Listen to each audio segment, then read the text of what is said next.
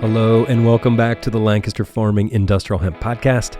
My name is Eric Harlock and I have just returned from the 9th annual NoCo Hemp Expo in Colorado Springs, Colorado.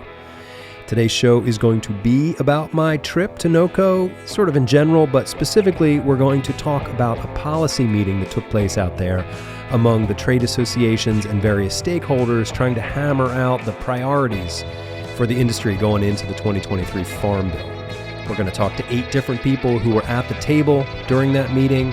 We're going to find out what the meeting was about, if there was consensus reached, whether there was any points of contention, and why it was important. So we're going to take a quick sponsor break, and then we'll be right back. This episode is brought to you in part by King's Agri-Seeds in Lancaster County, Pennsylvania. King's Agri-Seeds is working with a network of fiber and grain processors who are developing capacity in the mid-Atlantic region. Demand is growing and King's Agri-Seeds is here, ready to help you meet that demand. Contact King's Agri-Seeds today to learn more about these opportunities. Call 717-687-6224 to learn more or go to kingsagriseeds.com.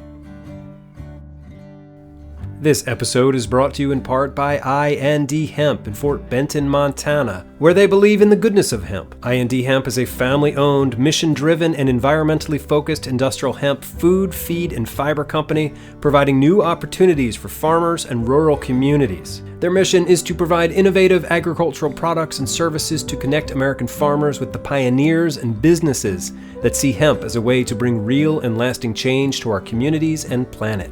Learn more at indhemp.com.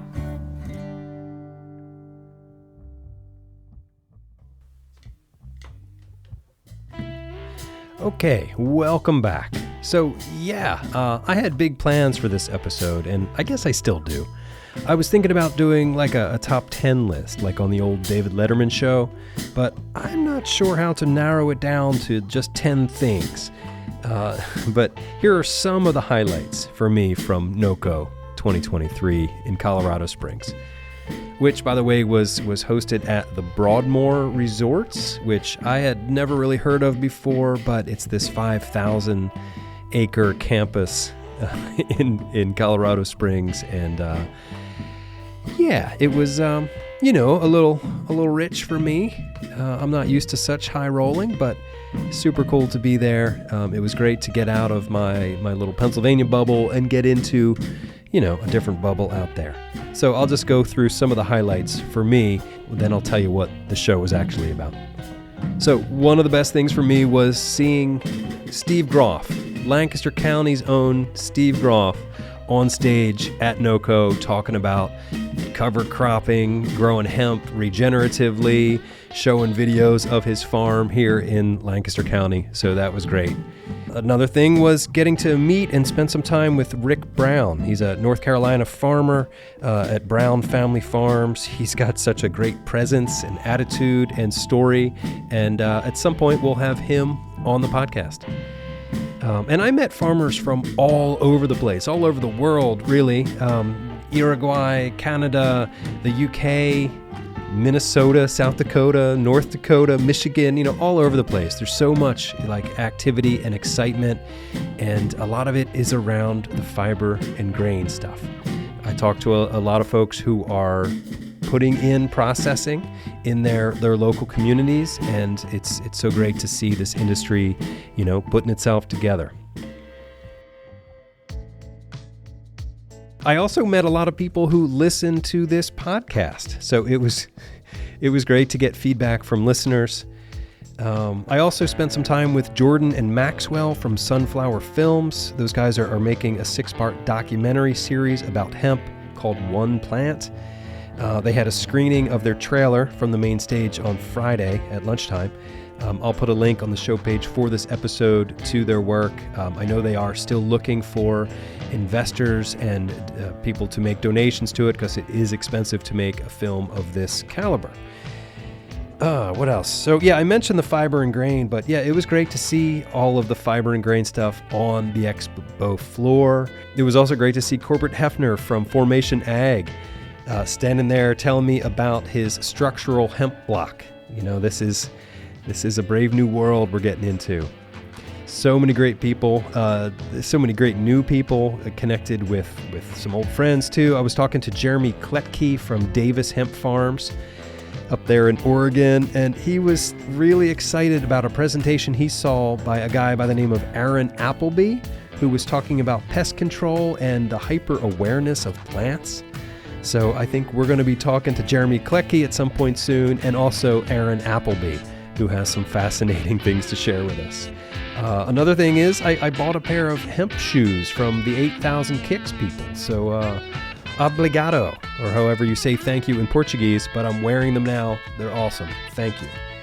I took a brief tour of the Garden of the Gods, which is this outcropping just on the edge of town in Colorado Springs. So it was a great experience just all around. And that emanates from the people. You know, I love covering hemp because I think hemp is the most important story in agriculture, and I think agriculture is the most important story in carbon sequestration and climate change mitigation, but it's the people in this industry that keep me coming back. And speaking of people in the industry, there's just one person that I got to give a huge shout out to, and that's Morris Beagle. He's the producer of the NoCo show. Morris and his staff of amazing professionals, they just kept this thing running smoothly. You know, it was great.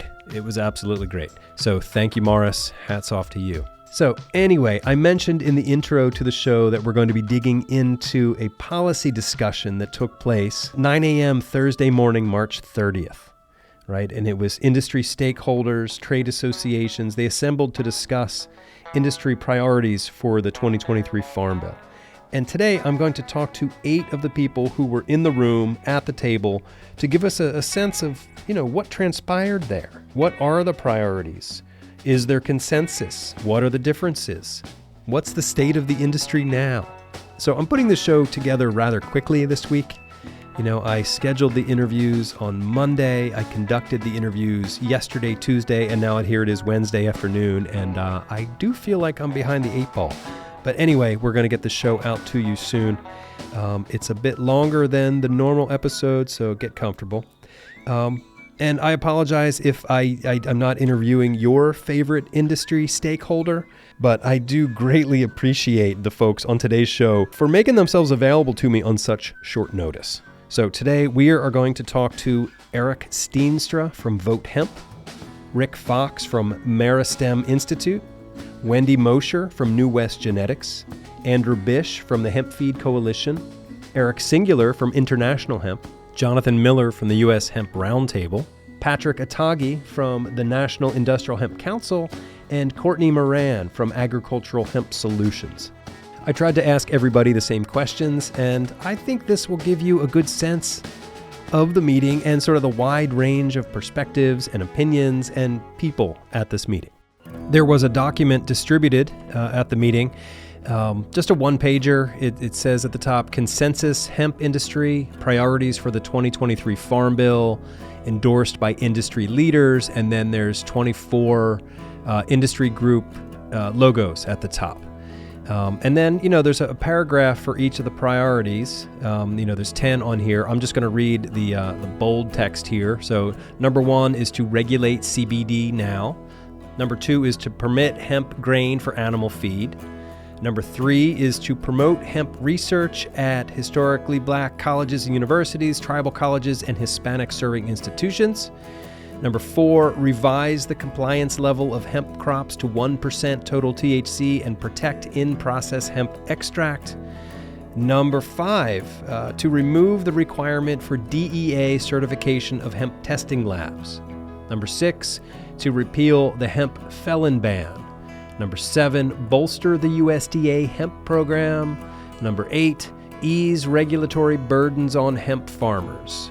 Number 9, regulate intoxicating cannabinoids and keep them out of the hands of children. And number 10, designate hemp as a specialty crop. So this is what was floated before the meeting as to what the priorities are. And then, the people got together and talked about it. So I'm going to roll today's interviews in the order that I conducted them. So first, we're going to talk to Eric Steenstra. Hi, this is Eric Steenstra with Vote Hemp. Okay, so you were at the Farm Bill priority meeting last week at NoCo. Can you describe the meeting? I'm looking for who was there, who organized it, what was the goal, why was it important? Yeah, so as I understand it, Morris Beagle from NoCo Expo was the one who organized the event, and I was appreciative of the fact that it was put together, and especially of the fact that it was being moderated by sort of an independent party. That was nice how they organized that. Okay, and so what was the goal of this meeting? My understanding was, about a week before the NoCo Expo, I had received a copy of a document that was put together apparently by the HIA and the National Industrial Hemp Council and the U.S. Hemp Roundtable. That was sent to me by Morris, and the goal of the meeting was to have everybody come together and be able to go through the document, and as I understood it, and to be able to submit additional comments and try to work on improving it. Okay. Submit to Congress for Farm Bill. Well, yeah, I mean, it's not really totally clear exactly when how that's happening. Jonathan made a comment at the event that there was a deadline on Monday for the Senate Agriculture Committee, and that it seemed like he might be submitting this thing whether or not we'd had a chance to work on it, but there were work groups assigned to different topics. Okay. So was there consensus among the stakeholders at the meeting? I would say that the simple answer is no, but a longer answer would be the majority of the stakeholders agreed on a lot of what was on the document. I think overall it was, it covered a lot of issues that were important, and I think that there were people that raised a number of issues that I think need to yet be discussed, but so the answer would be no. Simple answer is there wasn't full consensus yet. Okay. So were there divisions or points of contention? There were some points of contention that came out, a variety of different point of views. One group, IND Hemp, for example, mentioned that they were only really supportive of things that related to what their priorities were, which were the fiber and grain, and that they weren't interested in some of the other issues, and so that they could only support certain parts of it. We raised some issues. For example, there's a suggestion in here. Number one, the number one issue I think that I raised was that the increase of the definition to 1% THC, which we do support, needs to be more broadly thought through because of the impact that that'll have on the finished products. Right. Right now, finished products are going through at the same defined amount of THC as what's in the current Farm Bill, the 0.3. If we raise it to 1% and we don't think through what the finished products look like, that's going to be a problem. Okay. In your opinion, is that like the highest priority for the hemp industry right now? I think it's of all these items, I think the increase in the definition is definitely near the top of the list. Another concern that I had was that there were several mentions here of establishing a federal commission. For example, there's regulate intoxicating cannabinoids and keep them out of the hands of children. And there's a suggestion here that we should just turn this over to some nebulous federal commission that we have no idea what that's going to be, who's going to be on it, when that gets appointed. And frankly, those things take forever, and the industry should take the lead in figuring this out, in my opinion, not waiting for some commission to do that. Okay. Thoughts on the Industrial Hemp Act, aka the hemp exemption? Do you actively support it? Will you actively lobby against it, or will you actively just not get involved? I support the hemp exemption. I think it's fairly well thought through. I don't think that there's a need. Canadians talked about how they're now at that point where they're not testing crops or fiber and grain crops. So I think that that's something that we can do, and I think that I support that provision. Okay. Final thoughts on the state of the industry coming out of NoCo 2023? I mean, I think there was clearly a number of people were talking about the need for us to come together. The state of the industry is that it's very divided. There's so many trade groups that are out there. each, with their own perspectives. And there are some examples where people are working together, and I think this is a good example of that the effort was good, but the fact that this is being presented as a consensus document when there were three groups that produced it and didn't really do a broader outreach, and that only happened because of Morris, I think it's a concern. It shows that the state that we're in, that we're not, so I'm hopeful that that can be the beginning of more conversations with a broader, base of the industry, because we really do need one voice as much as possible. Excellent. Okay. Just going back to the earlier description of the meeting, can you tell me who was there? Like, name some of the other groups that were involved. Yeah, there were quite a few groups in the room. I mean, the National Industrial Hemp Council was there. The Roundtable was there. I don't know for sure if HIA was there or not. I didn't see Jody McGinnis there, but maybe some of their board members. There were indigenous groups that were represented there. I was there on behalf of Vote Hemp, and there were a number of industry leaders that are maybe not. The Hemp Feed Coalition was there. Ken and Andrew Bish were there. There were a lot of, there was a lot of people in the room. I mean, it may not have been every organization that it could have been, but certainly it was an open room that allowed anybody who was attending the conference to come and talk. And again, because it was facilitated, I thought it was really productive that, right. Allowed everybody to kind of have a voice. Excellent. Was there anyone who was noticeably absent? Oh yeah. So Jeff Whaling and his group did not attend the conference and were not there. I'm trying to think. I mentioned I wasn't sure about HIA, whether there were any HIA board members. I don't remember anybody speaking on behalf of the HIA there. So okay. I want to say that those two organizations didn't seem like they were. The NHA, the National Hemp Association. National Hemp Associations. And the HIA. Jeff Whaling and the HIA didn't seem to have a voice there. Right. Okay. All right. Well, Eric Steenstra, thank you so much for your time today. I appreciate your voice in the industry. If I could add one more thing. Oh yeah, please. That I'd like to, that didn't get to come up because of the shortened time. One concern I had was that there were things that weren't included at all. As an example, the transportation of hemp has been an issue that has been a concern ongoing. And, the federal farm bill does speak to that, but it doesn't come up with any type of a standard for how hemp should be transported, what documents will be required, and to ensure that it can be safely transported interstate. And so I think that's a missing piece on here that, for example, that should be included. Okay. All right. Duly noted. All right. Thanks, Eric Steenstra from Vote Hemp. It's great to see you again. Thanks, Eric. Yeah. Hi, my name is Rick Fox. I'm the founder of Meristem Institute, a Vermont nonprofit focused on hemp capacity building and policy analysis. Also own with my wife, Jen Daniels, Meristem Farms, a very small hemp producer in Vermont. And I co-chair the Government Affairs Committee for National Industrial Hemp Council, and I also co-chair the Policy Committee for the Federation of International Hemp Organizations. Excellent. Welcome.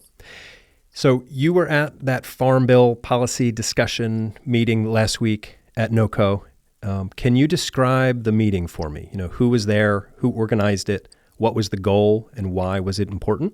Well, the meeting was organized actually by Morris in communication with several industry leaders. Morris Beagle, of course, the producer of NoCo.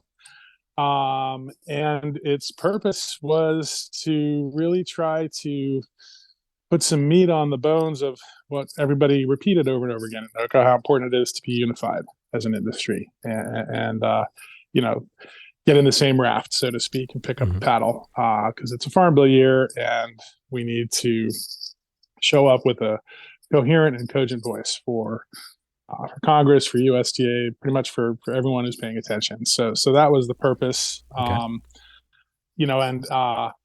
I dare say every industry leader who was at NoCo was there. So I think they collected names. There's a sign-up sheet. I don't have that in front of me right now. So sure. If there's a leader out there who couldn't make it, I don't mean to exclude anyone. But there was about 50 people there, Yeah. including 25 people around a table, trained facilitator, which was very helpful. And I thought it was incredibly productive. Okay. And why was it important? Well, it's important because whether they enact the next farm bill this year like they're supposed to on schedule, or if it bleeds into next year, which often happens. Sure. People, regulators, legislators, have been hearing different messages from different industry groups for several years now, and they're confused. Right. And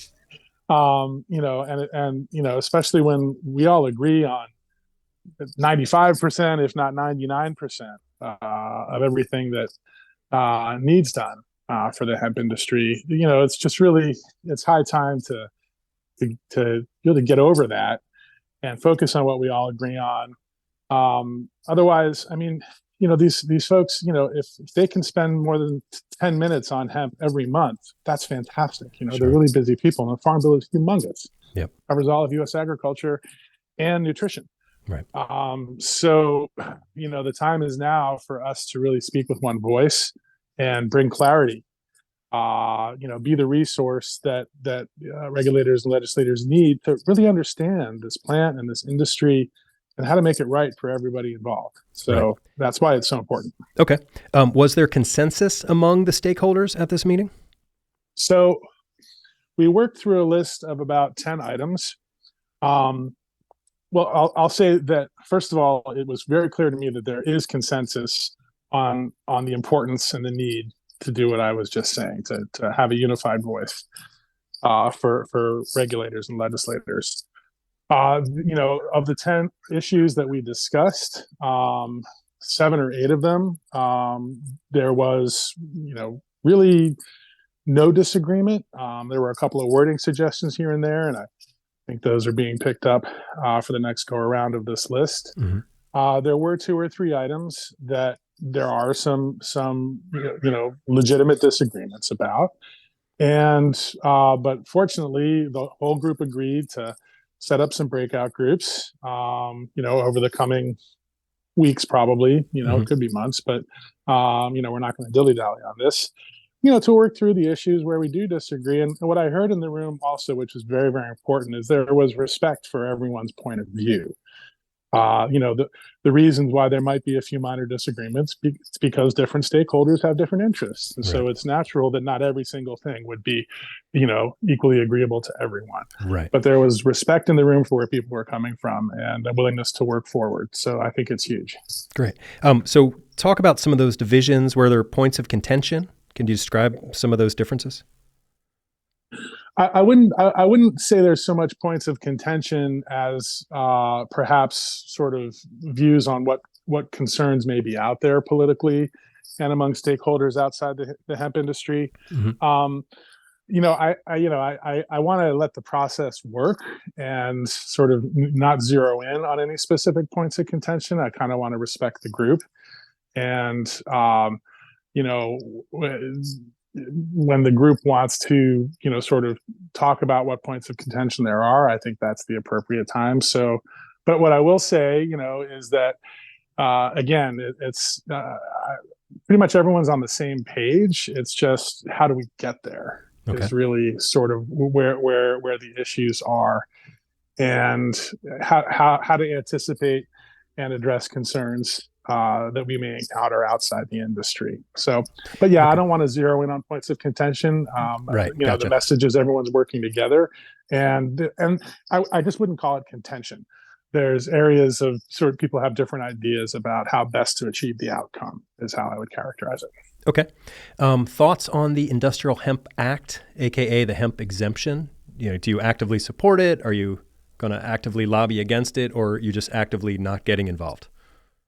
So, speaking for myself as Meristem Institute, mm-hmm. I very strongly support the objective of the bill. So the only reason I'm not putting our organization as publicly as a supporter of it is not because I object to it. I don't object to it at all. I just think that it may be helpful, if there are some concerns that we run into on the Hill. It may be helpful for some groups in the industry to, not be on record as supporting the bill. So, we can have, sort of a multidimensional conversation with regulators. And like anything, I worked on the 2014 Farm Bill. I was USDA for 15 years, and I was detailed to Senate Ag Committee back when they were calling it the 2013 Farm Bill, by the way. Right. So, I have no objections, and I fully support the objectives of it. I just want to make sure that we can have the conversations that we need to have together. And what I really like about that meeting is that we all appreciate and support the objective, and I think we all appreciate the need for we will coordinate as a unified industry. If concerns arise, how to address them. It's just helpful to have some diversity of viewpoint. When you're up on the Hill or with USDA, and so Meristem Institute is sort of a nonpartisan, not its own strong opinions per se, but sort of policy analysis and how do we get things done for the maximum benefit of stakeholders and the maximum likelihood of success with getting good policies enacted. So that's the only reason Meristem Institute at this point isn't putting its logo on the exemption. Mm-hmm. But it's not for any specific objections with it. I fully support the objective. Courtney and I talk a lot. It was great to meet Ken. We're all on the same page, I think, with where we want to end up. And so we just want to be ready to get it across the finish line, whatever we need to do together to get there. Right. Cool. Okay. Final thoughts on the state of the hemp industry coming out of NoCo 2023. Well, I only have about 5 years of perspective. There are some who were there who have decades of perspective. Sure. So, I'll defer to those with the longer view. But my impression, at a minimum, is that the industry definitely seems to be a bit more unified today than it was a week ago before NoCo. So that's something I can notice very easily. To me, that's really promising. And, it's just, from my years at USDA, 15 years, I was dealing constantly with various industry stakeholders. Mm-hmm. And, from where I sat, in the Yates building and the South building and the Witten building, stakeholders, they didn't really come to us with too many divergent views. Occasionally they were there. But, it was frequently unified voices that came to us. Right. And so now being, within the hemp industry and seeing, it's just for like, well, we need to, and we are, I think, getting our act together to deliver a cogent message in DC and probably state capitals as well. Excellent. All right. Well, Rick Fox, thank you so much for your time today. It was great to see you out there in Colorado, and appreciate what you're doing. Thank you. Appreciate what you're doing too, Eric. Hi, this is Wendy Mosher from New West Genetics. So, Wendy, you were at the Farm Bill priority meeting last week at NoCo. Can you describe the meeting for me? Who was there, who organized it, what was the goal, and why was it important? So, to the best of my knowledge, it was instigated by a compilation that a couple of industries put together of their understanding of efforts to bring new policy or new legislation, rather, to the Farm Bill. And I think the principal architects of the paper were Jonathan Miller of Hemp Roundtable, Patrick Atagi of National Industrial Hemp Council. So the majority of the people there were processors or some farmers, very few farmers, but the majority were processors of hemp products. And the major players in the industry were there. It was nice to see. And then I think just two genetics companies, Hemp International and ourselves. Okay. Was there consensus among the stakeholders? There were 10 kind of initiatives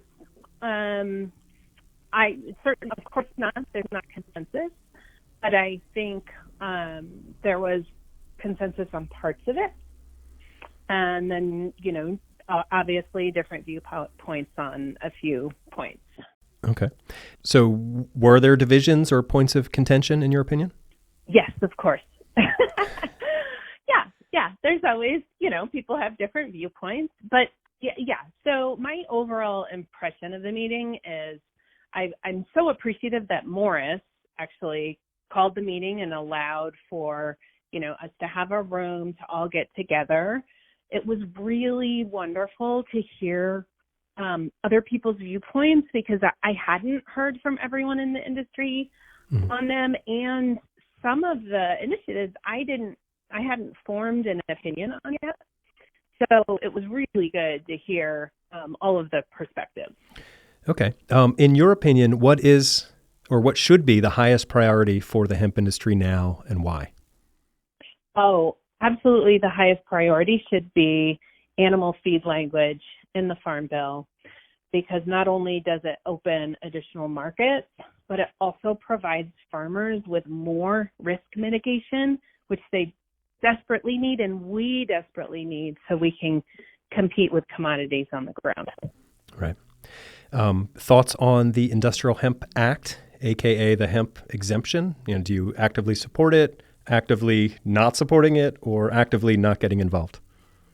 I haven't read the whole Industrial Hemp Act. It's more than just the exemption, so I can't comment on the Industrial Hemp Act.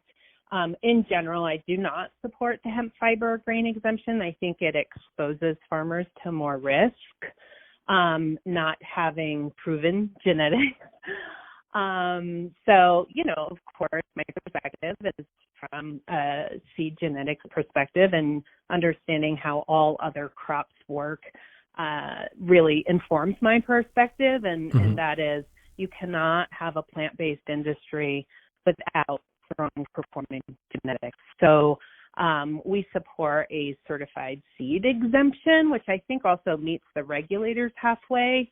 And the concern from the regulatory standpoint on the exemption side is that it doesn't meet the regulators' needs or comfort level. So I think we just need a compromise now, for that purpose. So for many reasons, plus the fact regulators are looking for more of a compromise and not an all or nothing. I think that's likely the best path forward right now. I fully support no background checks. So that, of course, there's parts of it that I support, and no background checks is one of those that clearly needs to go away. So, Wendy, final thoughts on the state of the industry coming out of NoCo 2023? This is the most cohesive the industry has ever been in the history. And we will always have disagreements, but that's okay. We've got good efforts to push forward some major improvements. I'm Andrew Bish. I'm the COO of Bish Enterprises, the founder of Hemp Harvest Works, and president of the Hemp Feed Coalition. Excellent. Welcome. So you were at that Farm Bill priority meeting last week at NoCo. That's correct. Can you describe that meeting to me? Who was there, who organized it, what was the goal, why was it important? Yeah, well, I think part of it stemmed from a conversation I was having with Morris the week earlier, actually. Morris and I happen to both serve on the board of the Colorado Hemp Association. And both Jonathan and Patrick, Jonathan Miller and Patrick Atagi, had shared with me a document and shared with the Colorado Hemp Association a document that they wanted us to sign on to. And Morris and I went back and forth on some of the merits of the details. And then as we approached NoCo, Morris ended up calling a meeting to bring everyone together to discuss some of those topics a little bit further, so maybe we could flush out and figure out where we agree and disagree with each other. But as far as people that were there, I would say we did see a lot of industry leaders. Again, you've got people like the NHA with Patrick, Jonathan Miller with. Wait, let me stop you there. He's not with the NHA. Patrick is not with the NHA, is he? Oh, NIHC. All these acronyms get me. Jeff Whaling's with the NHA, and Jeff was not in attendance, nor was Jody with the Hemp Industries Association. But regardless of that, then we had a lot of companies that sat around the table. People like Hunter Buffington, you had the IND Hemp group there, and several other members. It was about 50, 60 people in the room, and then around the table we had about 20 people that were really taking charge in terms of the dialogue. Right. Great. So was there consensus among all of these stakeholders? I think that what we saw was consensus in general on most things. There were a couple topics that we didn't quite reach consensus on. There were a couple language issues, nitpicky issues on a couple items that I don't think separated the group by any measurable amount. But in terms of looking at things like 1%, as well as what was that other topic that we were talking about? The specialty crop, designating hemp as a dual designation. Actually, that topic had a little bit of debate, and then there's additional debate on certified seed, and I guess how we accomplish that in the industry. Right. So when you're talking about designating hemp as a specialty crop or a dual crop, so it'd be a commodity on one side, specialty crop on the other? Yeah, that'd be the idea, that the flower market can go into the specialty crop designation and then allow it to be eligible for specialty crop programs, and letting the grain and fiber industry move into the commodity program. What that's going to do, in my opinion, is that it opens a door for us to now have two different conversations, so that we don't have to constantly talk about fiber and stalks and grain in the same conversation that we're talking about cannabinoids, because from a legislation standpoint and a lawmaking standpoint, it is very confusing when you have to bring all of that into the conversation, especially when you're trying to not talk about certain subjects because they're not applicable. Okay, so not to harp on any divisions within the industry, but were there divisions or points of contention in this meeting?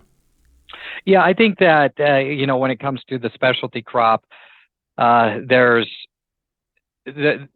people that have concerns, and I really want to hear out more about what the concern is, and as well as get to the bottom of then how do we accomplish some of these objectives that we need to in terms of specialty crop. Hunter Buffington brought up an interesting point in terms of the direction that we go to accomplish that. And I think that's worth fleshing out. So I think that this topic on dual designation merits further conversation to understand better those that are for, the reasons for, and those that are against, the reasons that they're against that type of designation, so that we can figure out, is there a middle there?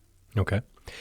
In your opinion, what is or what should be the highest priority for hemp right now, and why? Well, I think permitting hemp for an animal feed, hemp grain as an animal feed, I think it would benefit the industry more than any particular other issue. Now, I'm likely to say that, right? I'm a little bit biased being the president of the Hemp Feed Coalition, but let's just pretend that I wasn't. I still think I'd feel this way, and the reason for that is the economic benefit. When you look at the general economics of hemp, all of the challenges that we have in the industry become a lot simpler when we move to larger scales. And if we start to grow grain for animal feed, we're not talking about a small jump.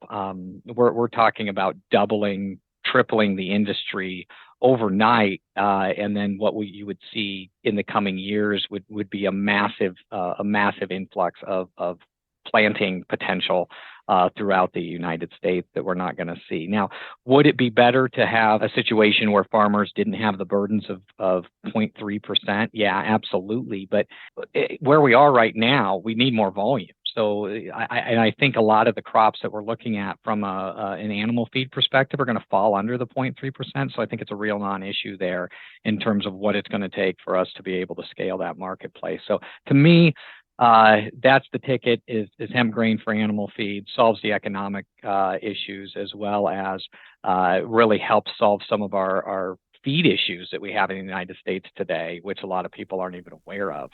Can you talk a little bit about those issues? Yeah, so there's been some real challenges ever going back to the COVID period in terms of what we have available in from an animal feed perspective. So we saw a lot of changes in the animal marketplace, the animal food marketplace during that time, and then we saw a rise in price points. So what you experience at the grocery store is what our farmers are experiencing as well when they go to buy corn, hay, other feedstocks that they have for their animals. The price points have gone absolutely through the roof. There's not a lot of variation in the marketplace currently, and as a result, what we're seeing then going back to the grocery store from a consumer perspective is a lot higher priced meats, eggs, milk, things like that. So when we talk about bringing hemp into the animal feed space, what we would see is some of that burden that's on the corn grower, the soybean producer, the hay farmer, some of that relieving, some of that pressure in terms of marketplace pressure from a price point. We would like to see that relieve itself marginally, and we believe hemp is a way that we can help achieve that. Okay, thank you for that. How about your thoughts on the Industrial Hemp Act, aka the hemp exemption? Do you actively support it? Are you actively lobbying against it, or will you sort of actively just not get involved? Well, I believe that I'm an active supporter of that. I was a supporter from the very early days of that initiative, and I'm a big believer in exemption. When you talk about the language that's in the hemp exemption requiring states to follow the exemption processes, that language actually comes from some of the challenges that we have here in Nebraska, where Nebraska is more heavily regulated than what the federal government does from a regulation standpoint, and I don't think that helped the farmer in any way, shape, or form, and it hasn't protected single consumer. So that part of the hemp exemption is very, very important to me. But I think when you look at it in general, we've got to give farmers an easier way to grow hemp. The hemp exemption does just that. It makes it easier for the standard producer of grain and fiber to be able to go in and have the confidence that they need to be able to plant this crop, because these grain and fiber producers, they're putting in serious acres and they don't have insurance. Now people say, oh, there's insurance out there. Well, okay. That's not really the case, right? That there is insurance. It's very elusive. It's very hard to get. It doesn't protect farmers very well. So they've got a lot of other challenges, right? And if we can just relieve this one aspect of it, not only does it reduce the cost to the farmer, but it lessens the likelihood that they're going to have to destroy their crop. And why it's important to reduce the cost to the farmer, because a lot of people say, well, farmers make a lot of money. And so let's say that farmers do make a lot of money, or they don't make a lot of money. I don't think it matters. What it does is it drives up the cost of production, and it makes it cost more for the consumer. Okay. Can you help me understand why folks in the hemp industry might be against the hemp exemption? Because I have trouble understanding that. Well, I do understand it because, again, going into the debates that we had very early on before it turned into the hemp exemption actually had another name before it became the hemp exemption. I can't remember even what it was, but I had a lot of conversation with some people that I was on some working groups with, and it comes down to this, and I understand their point. The cannabinoid farmers don't think it's fair. They don't see why they should be why some farmers should get an exemption and some farmers should not get an exemption. Now, in my mind, I think that argument's a little bit frivolous. The reality is, one farmer is actively growing cannabinoids for the purpose of harvesting cannabinoids to go into the consumer marketplace. And we can argue how they should regulate that. And I think honestly, it shouldn't be regulated at the farmer level. It should be regulated at the consumer level. That's a different argument. The grain and fiber grower is not harvesting this part of the plant. And so forcing them to adhere to a standard of which that they are not acquiring the commodity necessary that they're attempting to adhere to does not make a lot of logical sense. But I do understand the argument of it's not fair, we're treated differently. And they're right. But we need to solve that problem too. I don't think that the plight of the cannabinoid farmer should go on deaf ears. Yeah, I mean, we were talking earlier about the, commodity crop versus specialty crop, right? I mean, there it seems like they're two different crops, two different styles, two different, end uses. One where THC content doesn't matter, and the other one where it very much does matter. So thank you for explaining that to me. Yeah, and I think that the reality is what we have a challenge with in the United States is accepting that cannabinoids need to be addressed differently in general. I'll give you two examples of commodities that we grow in the United States that we don't penalize the farmer for growing, yet have the potential to be dangerous. So let's start with corn. Corn to me is the most obvious example, or let's even work with sorghum. Let's say corn or sorghum. Okay, so you can harvest corn, you can harvest sorghum. A lot of people don't realize that the number one alcoholic beverage in the world is actually produced with sorghum. It's produced in China. If you Google, I forget the name of what the drink is, but it's produced from sorghum, and that's what they drink that a lot over there in China and other places in the world.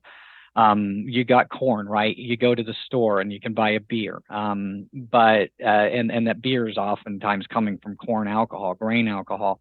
But at the same time, when you're a farmer, you don't have to regulate at the field the level of alcohol potential, right? That goes into that corn. Now, that's a little bit not true when you start talking about biofuels, because there's a special type of corn called enogen, and it's been bred out to have larger ability to produce alcohol. But even at that, that only affects you when you're selling it into the biofuels marketplace. I can still go buy enogen corn and plant it in my field, and the U.S. government's not going to come looking for me. So there's an example of a commodity where we grade it at the consumer level when it becomes an intoxicant, right?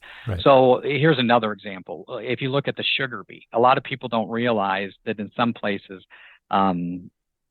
they use arsenic in the ground when they plant sugar beets, and this arsenic is so prevalent that when they harvest sugar beet, they actually have to take the sugar beet in and they have to tumble the sugar beet to get rid of the outside layer of that plant. And so they might take off a half inch of the sugar beet before that plant goes into the process of making sugar, because it's got high levels of arsenic, so high levels of arsenic that they actually sell that back to the arsenic facility and they extract that arsenic back out of there.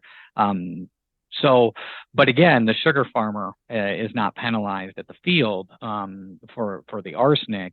That it's not regulated at that level. They're regulating that when they start to go into the processing. What is that arsenic used for? Like, why are they adding that? I believe they use that as a fertilizer. That sounds great. For the sugar beet, and it's actually really good for the sugar beet. It's just not good for people. Right. Okay. Well, thanks for explaining that. So getting back to that meeting, or NoCo in general, any sort of final thoughts on the state of the industry coming out of NoCo 2023? Well, I think that it was good to see that many people come together in general, right? To talk. We need more of that dialogue. We had, I think, 10 points that we were talking about, and there were 2 or 3 that had real levels of contention, and not to the level that, people were fighting each other in the hallways. But that I would say would be a level of consensus that's considerably higher than it would have been a couple of years ago. Right. So 70% of the items that weren't contentious. That's really great. So what does that mean? That means I think we're coming closer and closer to alignment across the board. Now, should we all agree with each other all the time? No, that's a scary place, right? So we should expect to see some levels of contention. And I think we've gotten to the point now where we could say, well, next year we'll probably be in a lot more alignment. If you look at the top of the priorities, for instance, you do see the alignment of 3 different major associations. We don't see all of them, but that's considerably closer than what we've seen before. And then when it comes to animal feed, there's a legislative initiative out there that's being supported by all of the national organizations. So I think we're finally starting to touch on topics that everybody can really get around, wrap their hands around and do something with. So I'm excited for the future. It feels a lot more inclusive than it has in years past. Excellent. All right. Well, Andrew Bish, thank you so much for your time today. It's always great to talk to you. Yes, it's nice to talk to you, and I hope you have an excellent day. Thank you for your support of the industry. Hi, this is Eric Singular from International Hemp. So you were at that Farm Bill policy priority meeting last week at NoCo. Could you describe that meeting to me? Like who was there, who organized it, what was the goal, why was it important? Yeah, for me, it was the highlight of the NoCo Hemp Expo. So bright and early Thursday morning, there was a convening of the leaders of trade associations, some of the largest supply chain operators in the hemp space, both in cannabinoids and in fiber and grain, as well as representatives from most of the hemp companies that make up this ecosystem. So it was the first time that I have ever been in a room in the 5 years that I've been in this industry with folks of that caliber, those folks specifically, and talking about policy issues and really also we're shouting out the presence of a mediator as well. It was unprecedented, and for me, again, the highlight of what can be accomplished when you have everybody from the industry together in one location for a couple of days. Was there consensus among the stakeholders? I would say largely there was consensus. We looked at 10 policy high-level items, and I would say 7 out of 10 of those, if I recall correctly, there was largely a majority consensus. There was some disagreement on the details, a wording here or there, kind of in the sub-description of those main policy bullet points. But largely, there was a majority of the 10 that we looked at, there was a majority consensus. There were what I would call a couple hot button topics, and I'm sure we'll cover those in a little bit. Yeah, that's my next question. Can you talk about some of those divisions or points of contention or, hot button issues, as you say? Yeah, I think number one is just the exemption, right? So whether or not the language of the exemption should be written as an exemption for fiber and grain versus an exemption for certified seed. I think that there was a lot, not just in that room that morning, but in general, there has been a lot of reaching across the aisle on that topic. And I'm confident that with more reaching across the aisle, with more follow-ups of the nature of that kind of policy meeting that we had last Thursday, or we were a part of last Thursday, there could be consensus built around any form of an exemption where we get a little bit more unity in the industry around it. And I think that efforts are underway to build that consensus on that topic. The other topic where there was some contention is on the 1%. That's not a surprise to me. That's always been an issue. If you think about it, this is really the first farm bill in which we're not arguing about whether or not it's legal to cultivate hemp in general. This is the first farm bill where we can actually get into the meat and potatoes of some policy items that extend beyond just that discussion of legal cultivation. So that's where I think you're seeing this topics around specialty crop designation, conversations around exemptions and additional funding made available through USDA. Those are finally coming into the forefront. The 1% THC conversation has actually always kind of been part of the policy discussion around hemp, dating back to the 18 Farm Bill, perhaps even to the 14 Farm Bill. I don't know how likely it is that there will ever be consensus really around that topic, but maybe there will be. Okay. You mentioned the exemption versus the certified seed exemption. Are those two items like mutually exclusive, or just, I don't know, just flesh that out a little bit for me?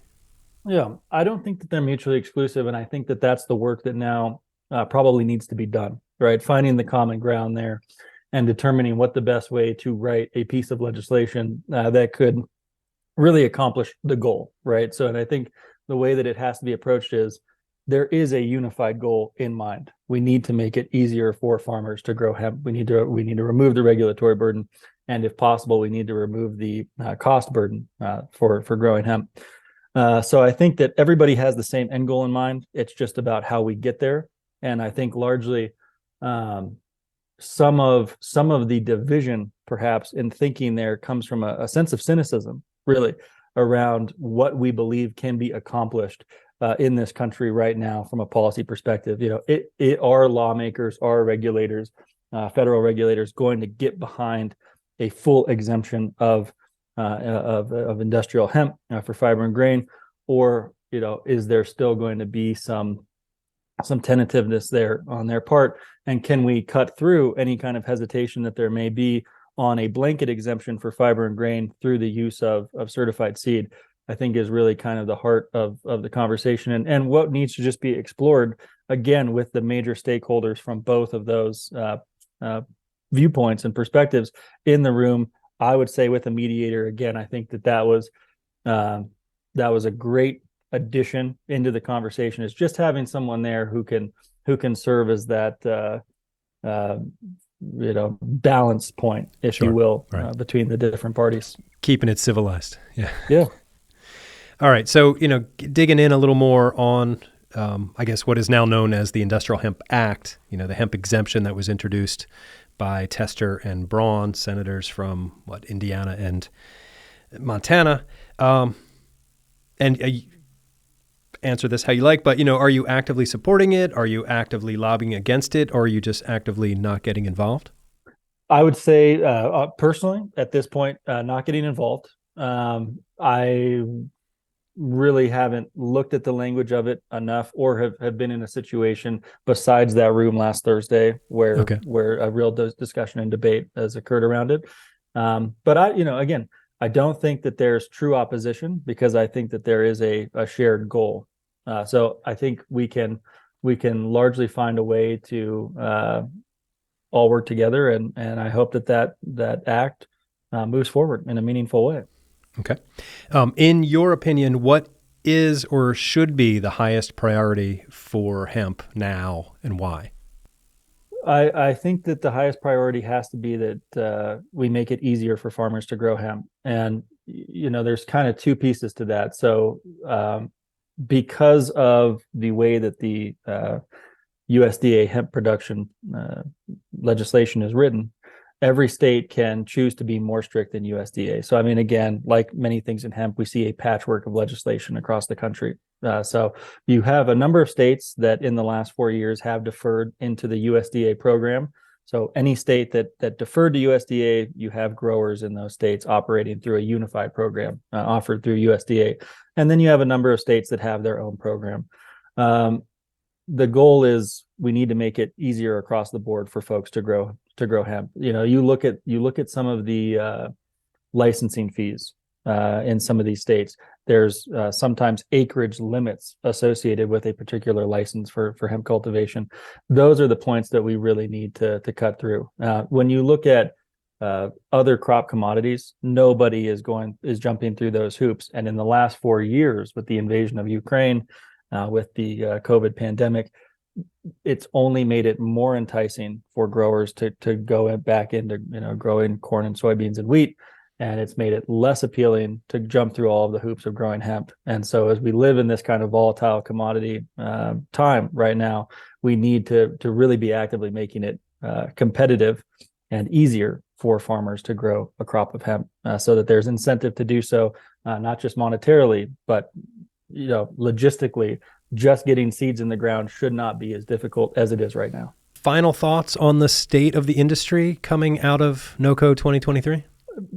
I think the industry is in a better position than it was in a couple years ago. I still think, and I think it's kind of the unified message of everybody sitting around that room, and kind of the message that you're eliciting through this post NoCo forum that you're holding is we need to find alignment and focus. And we need to, and that's been a longstanding issue in this space.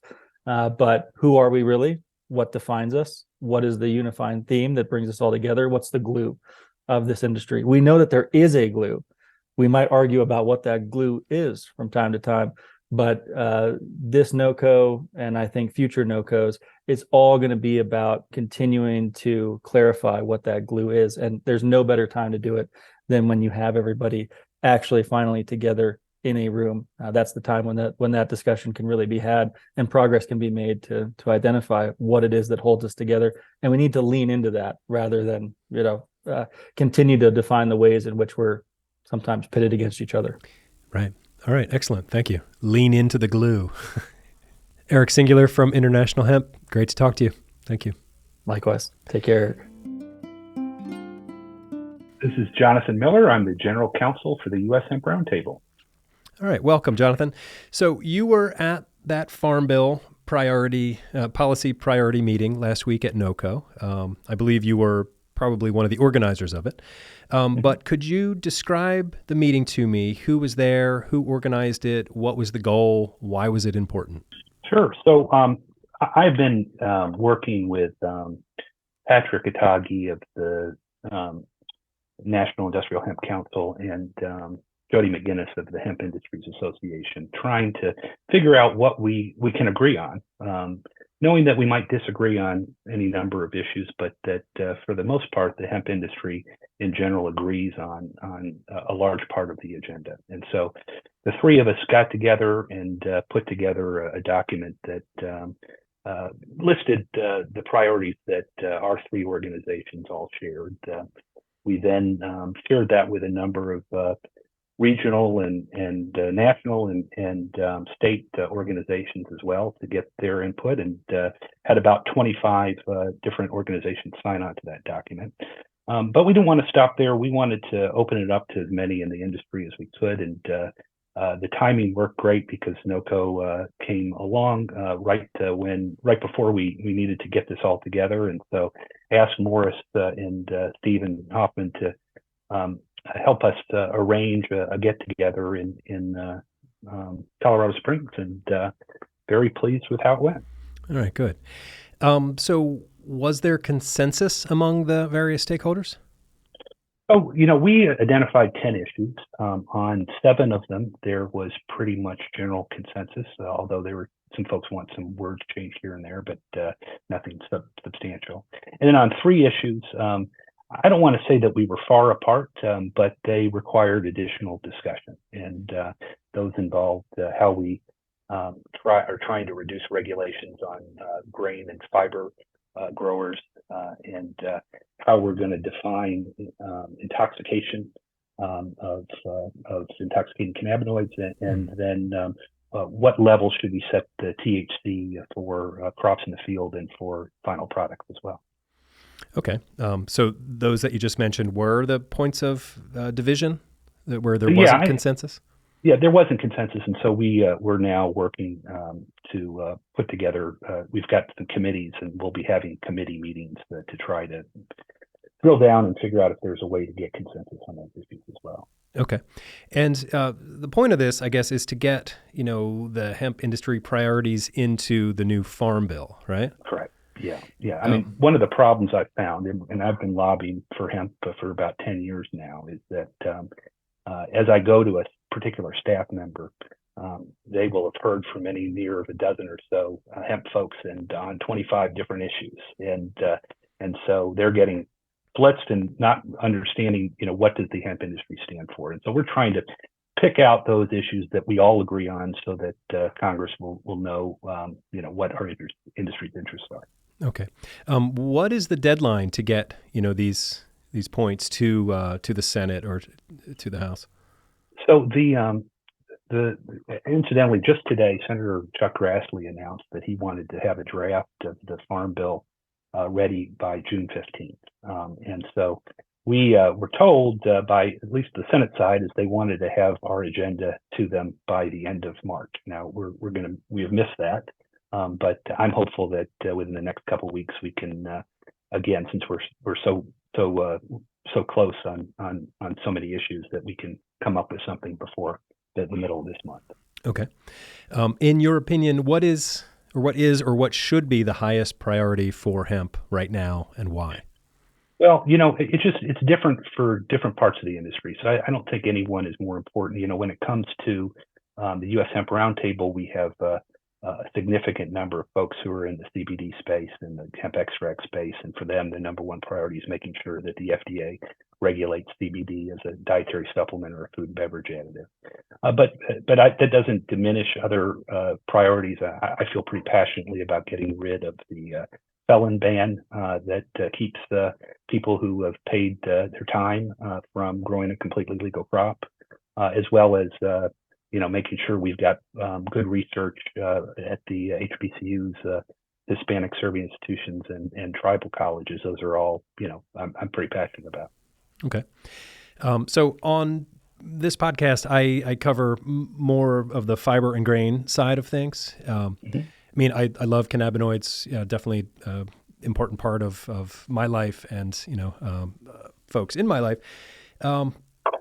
But it seemed like there is some division between these sort of two camps. Can hemp survive this sort of like division between those two camps, the industrial and the sort of cannabinoid flower side? Yeah, see, I don't see there's too much division. I think there are disagreements on politics and policy. I think that there are some in the fiber and grain side, and you're speaking to a few that feel that the exemption for fiber and grain is the necessary solution. There are a number of agriculture commissioners, particularly folks from conservative states, that are uncomfortable with that. I think the industry, whether you're whatever you are, we want less regulations. So we want to figure out a way that will not simply reduce regulations on fiber and grain, but be able to pass Congress. So that's kind of how that works out politically, is something that we're hopeful that our committee will be able to help resolve. Okay. Can you explain what the opposition to the exemption is?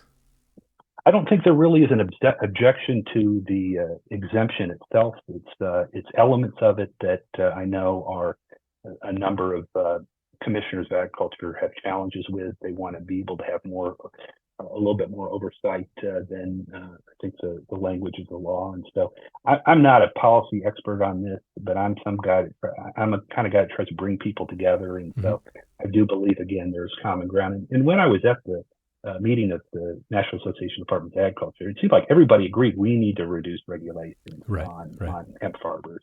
The issue is, how do we do it specifically? And that's what we'd like to get to, so that we can all sing in harmony on one page. Okay, great.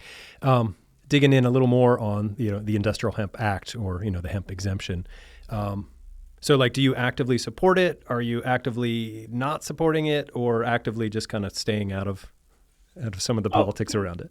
Well, we think it's a great start, and we certainly support the mission of it.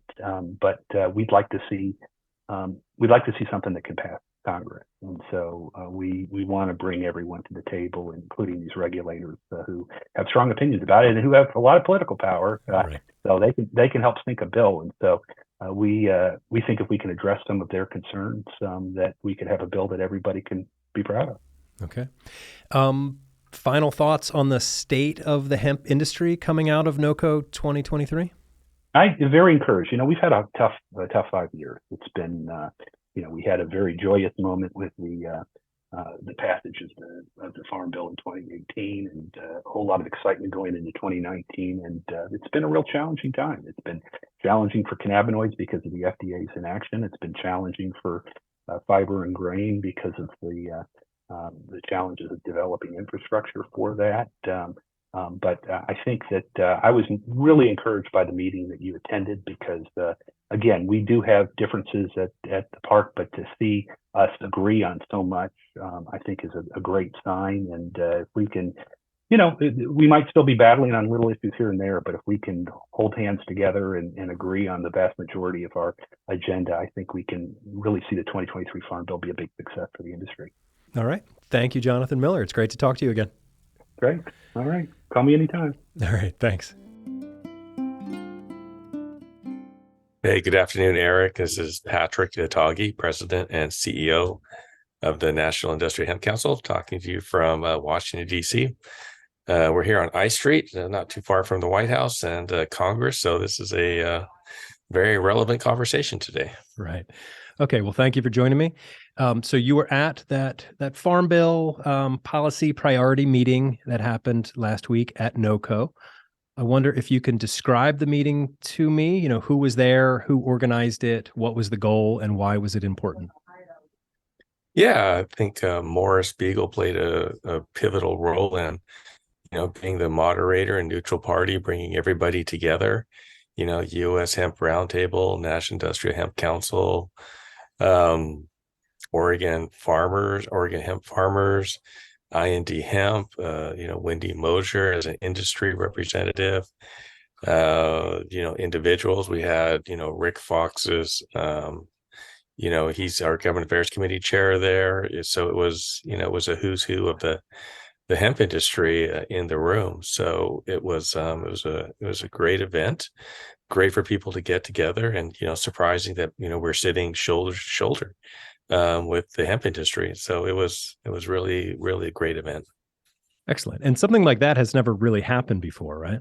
We've been here since March of 2019 when we were founded, and from the perspective of the National Industrial Hemp Council, no, not really. And only recently, we've been reaching out to folks, but I know U.S. Hemp Roundtable has been reaching out also, and others, and that's a really good thing to see because working together works. And I know here in DC, there's a lot of groups that are not with us. In fact, actively working against the hemp industry, other agricultural products. So that really surprised me. So that also means that we're making headway because they're afraid of us. That's interesting. Can you talk a little bit about those other ag groups? Yeah, sure. Absolutely. They're specialty crops, in the produce, the fresh produce, sections. It's interesting. On one hand, they're with us and asking for more money, but they don't want us taking that money, in which we are. I know that, for the NIHC, we've received several grants, totaling over, $1 million, and we have some more requests in, and, we have a really good working relationship with the U.S. Department of Agriculture. And I really do feel that, people are concerned that, we're entering this space as a specialty agricultural, product, and that we're, moving into their space with the limited funds. Yeah, I guess they should be concerned because hemp is a disruptor, right? Yeah, I don't know. Yeah, I don't know if it's a disruptor, but definitely, it's the real deal. I will say that it's the real deal. Yeah. Getting back to the meeting. So, what was the goal of the meeting? I think the goal of the meeting was, a lot of legwork was done in advance to get the industry, and consensus on, several issues. And, I think it succeeded in that the bulleted points that we reached agreement on the bulleted points. When you started getting into the details is when, those who are in the fiber, we're like, well, we're not really in the other side of it, or those in the CBD, we're like, we're not on the other side of that. But I think, for example, we could all agree, we shouldn't be selling, the products to children.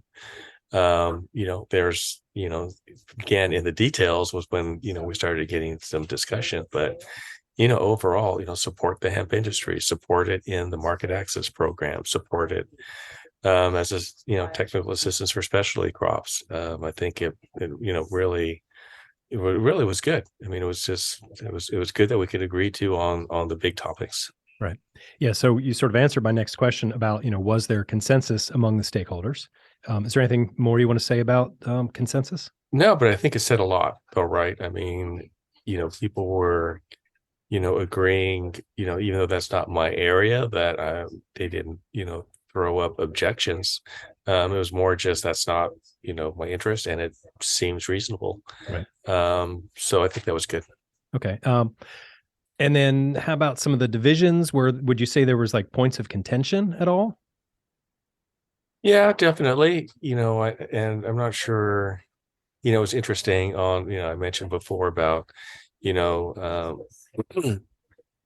products being sold to children. There's people wanted clarification there.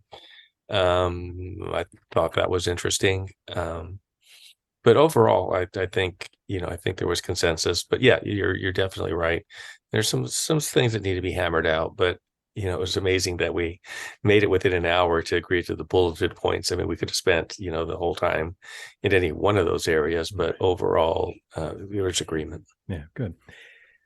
In your opinion, what is or what should be the highest priority for hemp now and why? For me, I think it really is the market access program, because that's where we're at, and the technical assistance for specialty crop. I think that's number one. Two, I think the hemp exemption is important. It needs a little bit of work, but I think that would be very helpful for something to help the farmers side of it. So, when I talk about the MAC program, that's the marketing, right? We need buyers. We definitely need buyers to be successful. Right. So I think that's very important, and the regulatory space needs to be, straightened out.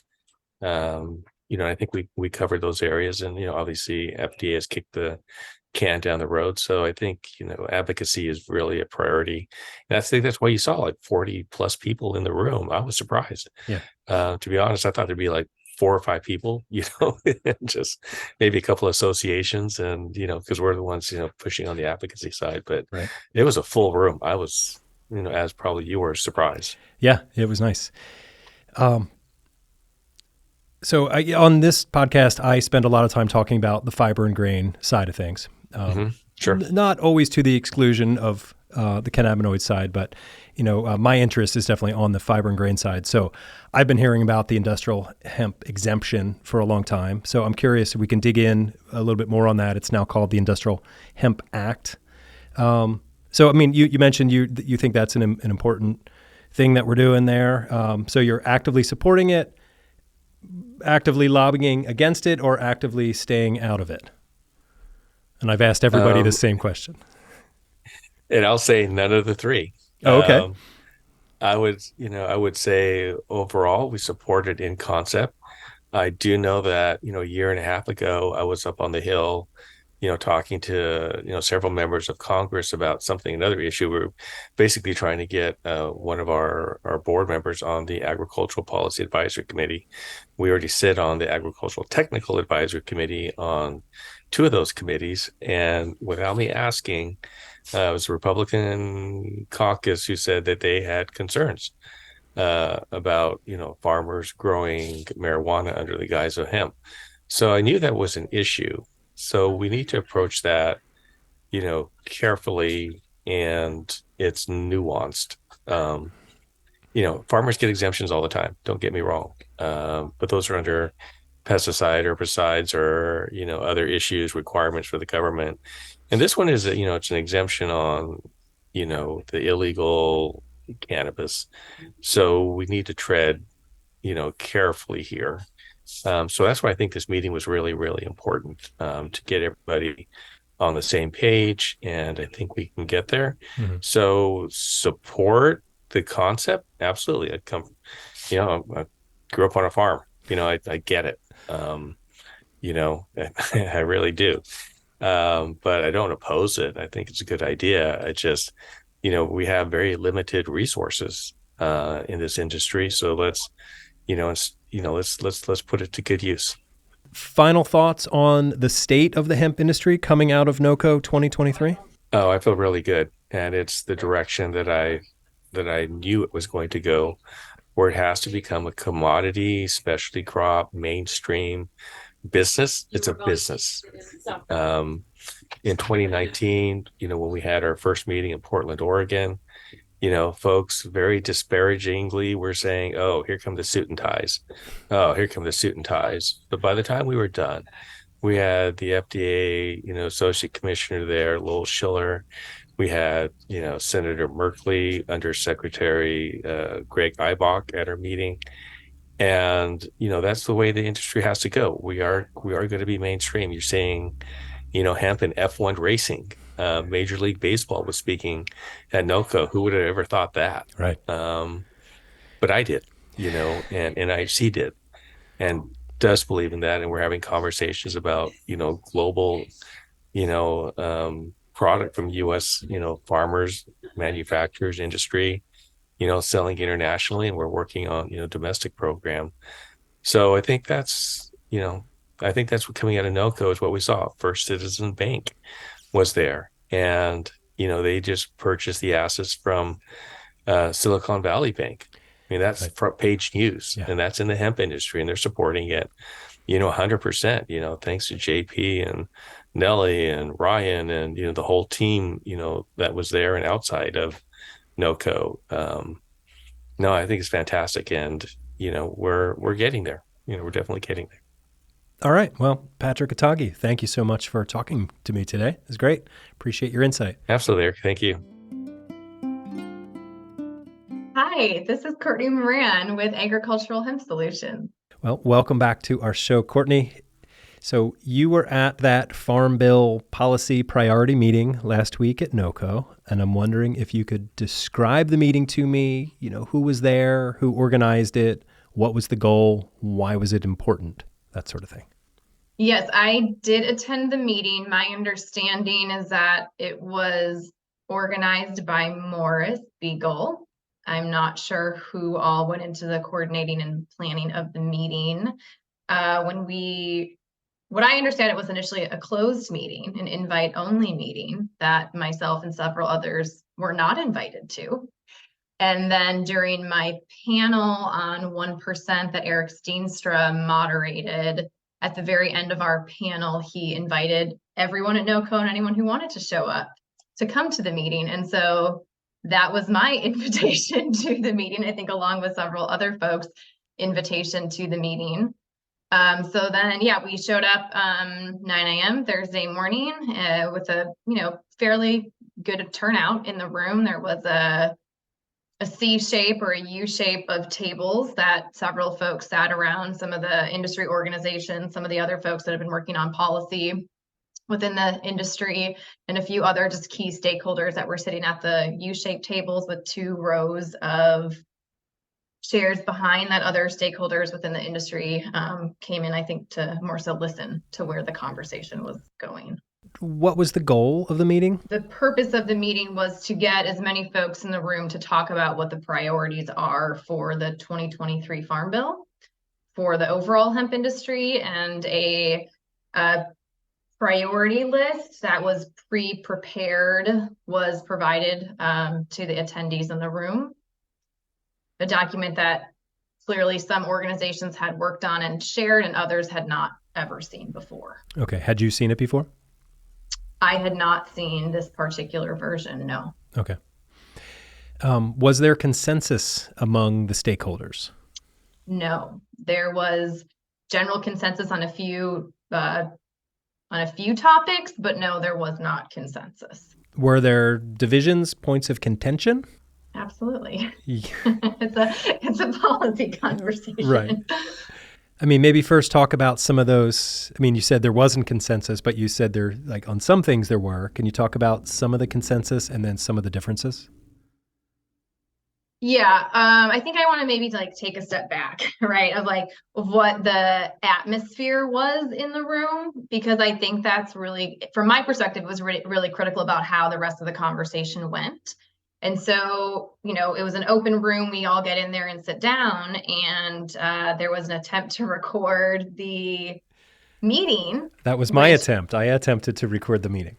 Right, which I had raised my hand and in so many words said, I think it's a great idea. I think this should be recorded. Anyone should be able to listen to this meeting because the conversations we're having in this room are critical to, the potential future of our industry and our and where, the policy for our industry is going, and it's going to impact people's livelihoods And that absolutely we should have an open dialogue and open conversation. And when certain folks said no, that they didn't want it recorded, I think that created a very, palpable tone and feeling within the room, that some didn't want it to be an open conversation, which I think that's problematic, right? Because if we're going to be having these discussions that are going to impact what is being advocated for in Capitol Hill and what the potential future of our industry is and how this is going to play out in regulations that our industry stakeholders need to play by, which is directly impacting their livelihood, they need to know what's going on in these conversations. So I think that's important, that folks know that there were certain folks that didn't really want it to be recorded, in the sense that, anyone that would want to later go in and listen to that conversation, which I think that's problematic. In your opinion, what is or what should be the highest priority for hemp now, and why? Depending on what sector of the industry you're in, you're going to have different priorities. And Sure. I think that's fine, right? That absolutely makes sense. If you're on the grain and fiber side, more likely than not, your priority is going to be the Industrial Hemp Act of 2023 to create that separation from cannabinoid hemp, from true industrial hemp, create easier access for farmers to produce the crop, which will create easier access to markets and healthier conversations with infrastructure development, opening up markets, things like that. If you're on the cannabinoid side, your priorities are probably, if you're growing flower, 1%. If you're on, cannabinoid product production, FDA regulation. Right. So you know that I cover mostly the grain and fiber side of things on this show, and I do love cannabinoids in all of their forms. But honestly, I feel like, I'm interested in hemp for many reasons, but the big one is carbon, right? It's climate, it's carbon, it's putting agriculture to work at scale to mitigate, right? And cannabinoids are never going to do that, right? And so part of me just wishes that the cannabinoid conversation would just yield and just everybody get on board and make fiber and grain as big as it needs to be, because it needs to be, I've said this before, big, boring, and ubiquitous, right? We just need to just have the public sort of learn how to trust hemp as a material, as a food, right? Without the whole thing about, it's, psychoactive, the THC, it sort of muddies the water. And so, I don't know, that's why I am very passionate about fiber and grain, because I like our planet, right? So that's anyway. why a lot of us love fiber and grain. We see all the environmental benefits for it. And, I think for a lot of us, when we started this work, it was about fiber and grain. And we all, I think almost all of us can say, we see the incredible value of cannabinoids. It changed the conversation that led to legalization. We've seen how many people's lives saved.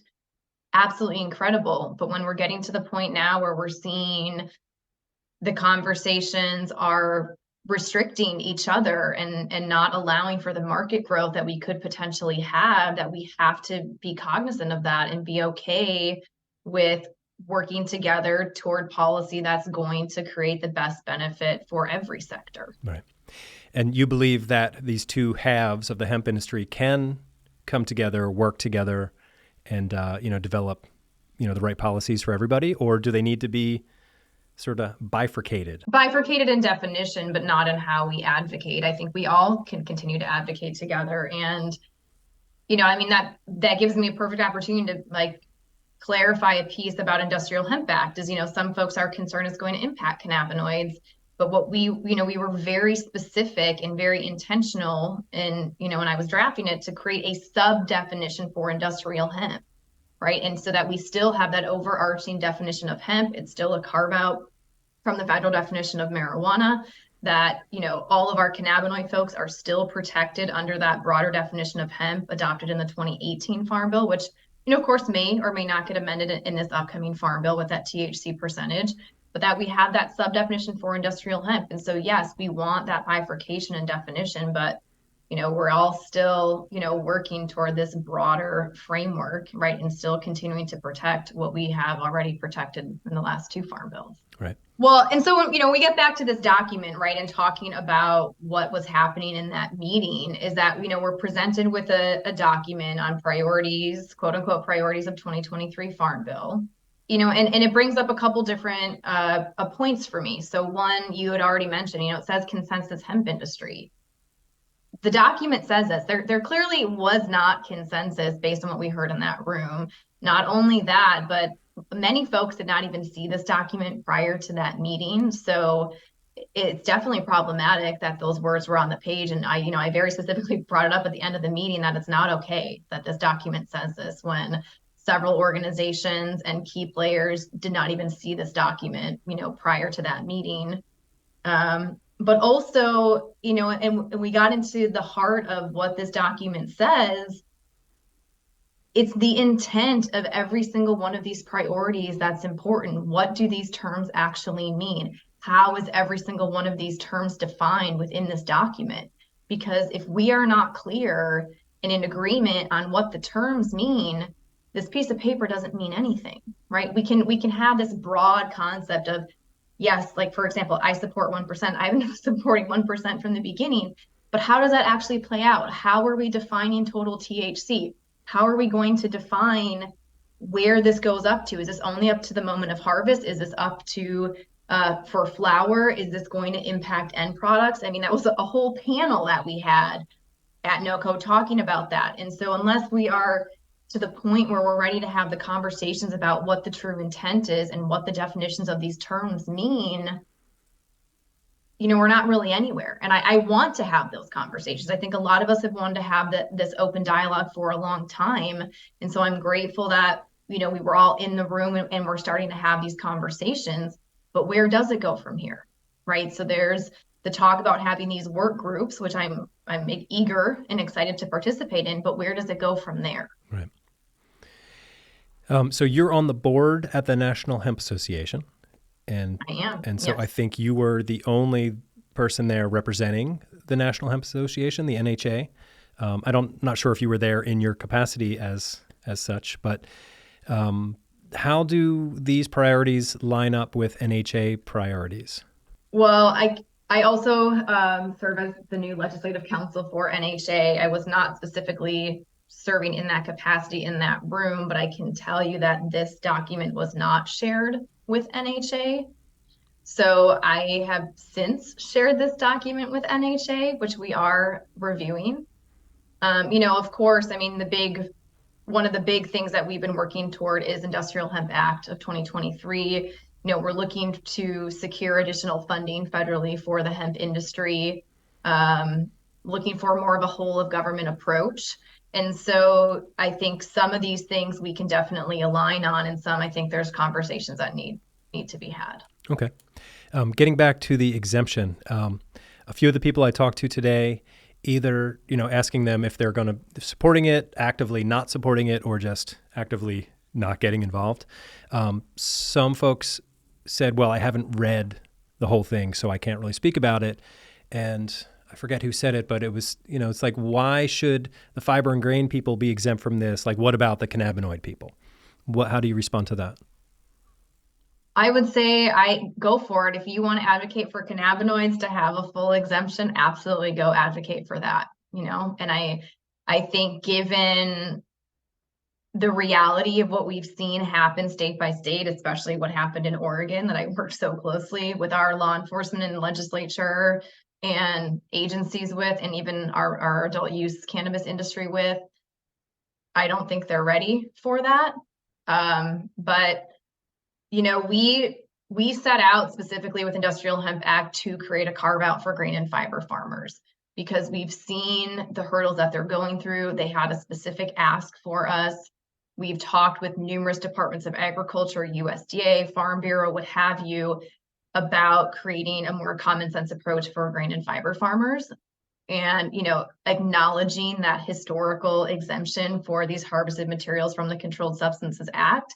And that's what we're advocating for. But just because we're advocating for this doesn't mean other groups or other advocates can't go out and advocate for a change for cannabinoids. Right. Okay. You mentioned what happened in Oregon. Can you give me like the high level view of what happened out there? Yeah, so we had some folks violate and circumvent our program. Our Department of Agriculture didn't really have the staff to go out and inspect every single field and do testing in every field. And so some folks took advantage and they started growing marijuana under our program, getting licenses saying they were growing hemp and they grew marijuana. And this came to our attention. Law enforcement and others brought this to our attention. We all worked together through the 2021 legislative session. We passed House Bill 3000, which created a more robust enforcement framework for anyone not only violating our program, but for our inspection piece. We had our Liquor Cannabis Commission partner with our Department of Agriculture and our law enforcement partner with them. They went out what was called Operation Table Rock and inspected all of the farms and did testing on all of the farms because they are cannabinoid crops, right? They need to be tested. You can't just look at them and see the difference. Right. And we went from having, several hundred folks violating our program in 2021 to one person violating our program in 2022. Wow. So it was through this collaboration, through this approach of, requiring licensure, having someone actually go out and inspect the fields. And yes, on cannabinoid crops, do the testing, that folks stop circumventing the program. And that is actually a lot of why we crafted the Industrial Hemp Act the way we did with the inspection, the enforcement piece, because we've seen it work and stop illegal production. Okay. It would be hard to grow marijuana in, let's say, a grain field of hemp, right? Definitely in a grain field, right? You have male plants and pollen flying everywhere. I mean, if you don't care if your crop's completely seeded out, then sure, but right. Where's the value in that? Yeah. Okay. All right. Well, so getting back to NoCo, final thoughts on sort of the state of the industry coming out of NoCo 2023? I have a couple different thoughts. One is specifically in regard to the policy meeting that I'm really grateful that that meeting was coordinated, that we were all in the same room and we had that conversation. For me, and I think for a lot of other folks, that it's not only what happened in that room, it's what happens after. It's the conversations that are happening outside the room, it's the actions happening outside that room, and it's the conversations that are happening on Capitol Hill that are really going to matter. And so can we all, come together, really be open and transparent and figure out a pathway forward?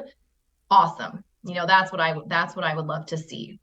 And I think when you walked around, or at least when I was walking around NoCo, folks were so happy to see each other. There's so much innovation going on. There's so many new faces, new players. It kind of just like reinvigorates you, right? I mean, it's the potential with this crop. I think so many of us know it's incredible. There's so many opportunities there, and there's so many folks exploring so many different pieces of what this crop can do. And so I just hope that all of that excitement and energy we can bring to Capitol Hill and make some really common sense policy going forward with the 2023 Farm Bill and any other standalone bills that we need, that we can't, get that particular policy in the Farm Bill, right? Farm Bill is not going to solve everything. It's a big vehicle, but there's a lot of other opportunities. And so I hope, just walking away from not only the policy meeting, but from the conference as a whole, we can all look to the collective, right? And realize that success for hemp is success for everyone. Amen to that. All right. Well, thank you all for listening to this incredibly long episode of our podcast. And thank you to all of my guests who joined me today. Appreciate your time. My name is Eric Herlock. I'm the digital editor at Lancaster Farming Newspaper, the greatest agricultural newspaper in the world. Check us out online at lancasterfarming.com. And again, I want to say hats off to Mara Spiegel and the staff out there at NoCo and Let's Talk Hemp. You all did a great job putting this thing together. So yeah, you guys. Hey, and a big shout out to Sunray Hemp up there at 62 North in Alaska. Could not have made this trip to NoCo without you. So appreciate you, Ray. Appreciate your support. Appreciate you listening to our show. Appreciate what you're doing in the hemp space. So thank you, thank you, thank you. All right, that does it for me. Until next time, I will see you in the newspaper.